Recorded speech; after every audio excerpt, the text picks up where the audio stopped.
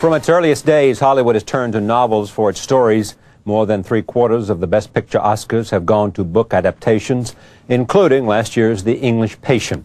Joining me now, three distinguished writers who have all had experience with the Hollywood system. Kurt Vonnegut, who has seen his work, including Slaughterhouse-Five and Mother Night, adapted to film. Bruce J. Friedman, who wrote the book that became the Steve Martin movie, The Lonely Guy. And Dan Wakefield, who after 27 years has finally seen his Going All the Way adapted to film. I am pleased to have all of them here. Now, here's what I want to know at the beginning. A young novelist, somebody who's written a book that's attracted some attention, comes to you and says, Hollywood wants my book. What advice do you give him? Well, you take the money and run. Because this is a capitalist society. In order to stay in business, you need a big whack of money, and that's one way to get it. So sure, take it. And Salinger is famous for saying he would never do business with Hollywood again because... which one was it? My Foolish Heart. It was a story, Uncle Wiggily in Connecticut. Well, he was so offended that he would have nothing more to do with Hollywood, which is ridiculous. The movie's very separate from what I do. In fact, you guys are both script writers, and I'm not. I beg your pardon. Aren't you? Occasionally, I've been caught doing that. What's your advice? But pretty much the same. You know, I keep hearing about people who say that Hollywood really messed up my movie, and I always ask the same question: Did you give the money back? You know? So yeah, it's the luck of the draw. If you can get lucky and have I've had improvements made in some of my work, and others have been, rape in broad daylight. Yeah. It's the luck of the draw. Well, Michael Ondaccio on this program sat where Kurt is saying and said the movie was every bit as good as the book, even though different. Yeah. I was very pleased with the movie, The English Patient, as much as I was with my book. So it can happen. That is actually my experience, too. I'm quite satisfied with what Hollywood has done with Slaughterhouse-Five and with Mother Night. No complaints at all. Yeah. You've got some complaints. I mean, they did not do well with starting over. Well, I was completely shut out of that, and the movie had nothing to do with the novel. They used the characters' same names, and to see the movie, I had to go stand in line and pay $7 or whatever. And I feel like Going All the Way is my karmic reward. It's exactly the opposite. I got to write the script. I was involved in the process from the beginning to the end, and I love the movie. Why was it different? Well, because two young men came to me, a director named Mark Pellington, and said, I love this novel. He said, I read it in high school because my dad had it, and I saw it had something to do with sex and young people. And so I read it, and he says, the movie I always wanted to do when I became a movie director. And this is his first feature. And he said, we want to keep it in the 1950s, which the novel is set. We want you to write the script, and we want to shoot it in Indianapolis. And nobody else had ever said that to me. Yeah. You'd think that would be kind of an obvious thing, but it had been optioned 4 times in the past. People wanted to update it. They wanted to set it in L.A. They wanted to do all this stuff, none of which would work.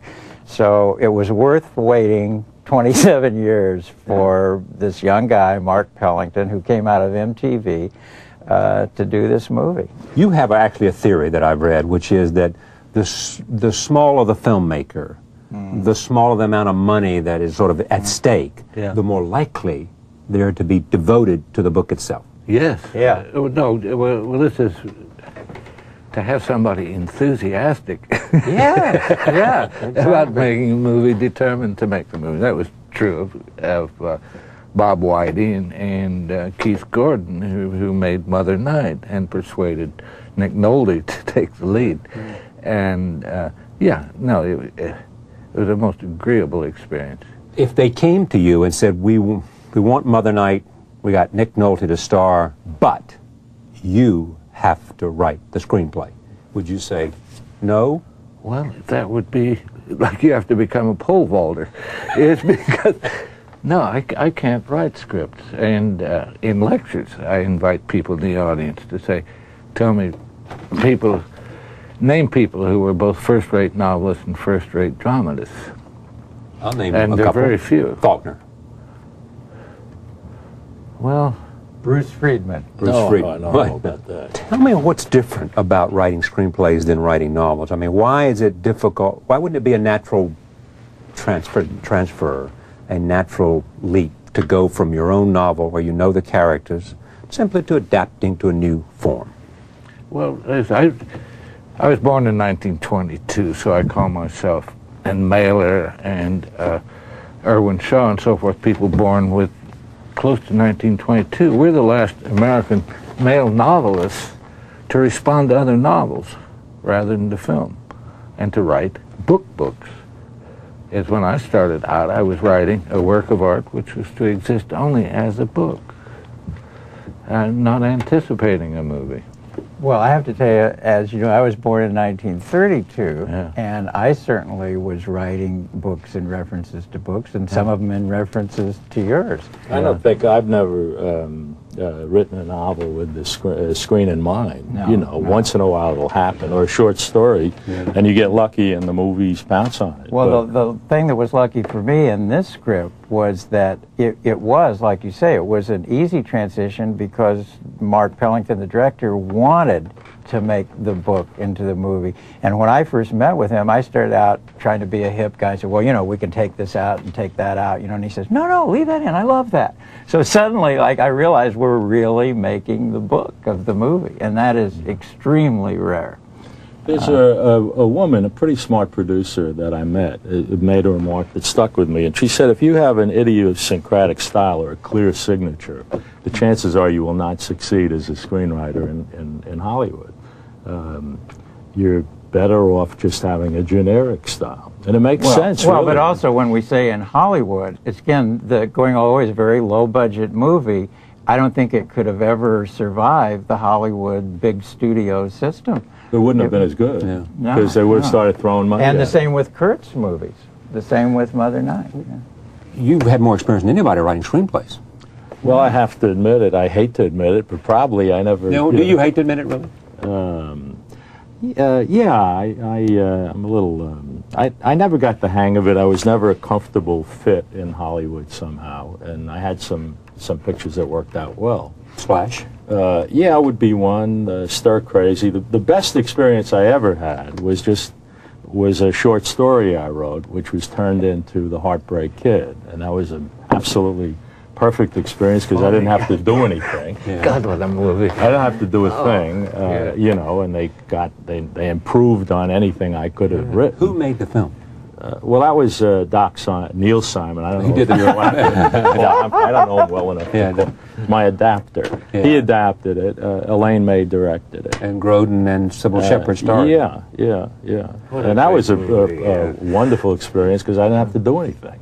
Now, you left writing screenplays because you were worried that you were becoming too comfortable and you were losing a sense of what it is you wanted to do. Pretty much, yeah. I was a little late in the game, but about 6 or 7 years ago, I started to I was making too much money. It always makes me uncomfortable. And, yeah, I'd love to be able to hear myself say that.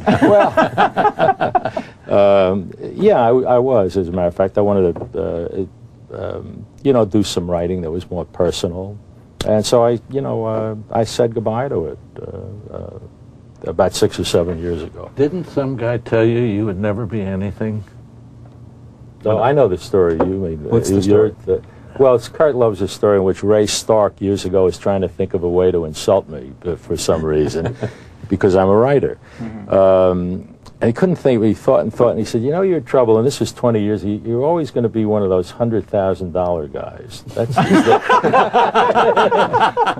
and, you know, I thought of my father bringing us up on $30 a week in a tiny Bronx apartment, and he walked off, you know, as if he, you know... He insulted you with yeah, the most ultimate sort of put down. Here's my story. I'm still trying to get to be one of those $100,000 guys. If you do a low-budget movie, you're not in that range yet. Well, you know, I've got a kid who got $600,000 for a movie idea. They have no Idea?